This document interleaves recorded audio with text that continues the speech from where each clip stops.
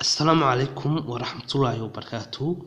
maanta waxaan idin wadaagi doonaa qodobo fudud oo ka caawinaya in aad baratid luqad kasta adigoon aadeen iskool ama meel wax lagu barto isla markaana adigoo mobilka haysta aad wax baran kartid. waxaan sidoo kale kula wadaagi doonaa waxyaabaha ama meelaha aad ka heshid waxbarasho bilaash ah. intaan muuqaalka bilaabin, haddii aad channelkan ku cusub tahay fadlan subscribe saar sababtoo ah subscribe haddii aad saadhid sidoo kale gambereerka ku soo baxayana taabo si muuqaal kasta oo aan soo dhigno isla markaa aan soo dhigno uu ku soo gaaro.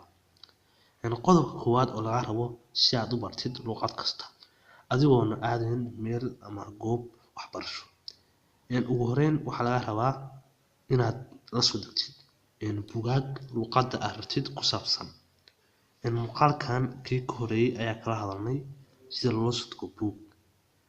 haddii aadan daawan muuqaalkaas comment ugu horeeya ayaa soo dhigi doonaa, marka muuqaalka halka ka daawo isla markaana wuxuu ku tusiyaa sida aad ula soo degi lahayd buugga aad rabtid. sidoo kale haddii aad u baahan tahay inaad baratid luqadda carabiga waxaad qoraysaa luqadda carabiga oo qoraysaa kabacdina pdf raacinaysaa isla markii ayagoo pdf ayaa ku soo degaya, marka saasna waa ku akhrisan kartaa. wadada labaad oo laga rabo aad ku baran kartid luqad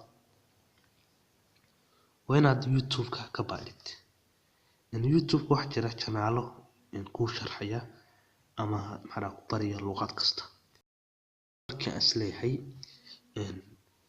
waxbaar ama waxyaabo badan ayaan youtube-ka ka baadhaa isla markaana waan ka faa'iidaa. marka adigu waxaan arkaa inta badan xataa channelo sharxaya luqado badan. marka adigana luqadda aad rabtid youtube ayaa ka heleysaa channel gaar u ah luqadaas oo maalin kasta wax ku saabsan luqadaas soo dhiga. marka channelkaas inaad booqatid waa muhiimad aad u fiican. waxaan isku dayi doonaa inaan description idin soo dhigo channelada ugu fiican oo aad ka baran kartid luqad kasta. qodobka saddexaad oo laga rabo waxa weeye inaad booqatid website bixiya koorsooyin. waxaa jira website aad u tiro badan oo bixiya koorsooyin bilaash ah isla markaana aad ku baran kartid luqad kasta. insha Allah waxaan rajeynayaa inaan barnaamij gooni ah kasoo diyaariyo website ugu fiican oo aad ka heli kartid waxbarasho luqad kasta iyaga oo bilaash ah. maanta barnaamijkeena intaa ayaa kusoo gabagabeynayaa. muuqaalkan haddii aad ka heshay like saar, sidoo kale channelka subscribe saar. intaa kulmano dabo xisle. assalaamu calaykum waraxmatullaahi wabarakaatuh.